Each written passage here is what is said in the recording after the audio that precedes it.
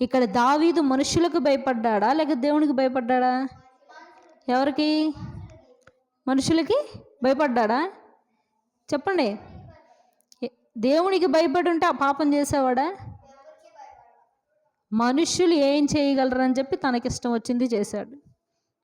మనుషులు ఏం చేయలేరులే, ఏం చేయగలరా వాళ్ళైనా అని చెప్పి తనకిష్టం వచ్చింది తను చేసుకుంటా వెళ్ళాడు. తిరిగి చిన్న బిడ్డ మరణం అవటానికి ఆ తల్లిదండ్రులు ఇద్దరు కారణమయ్యారు.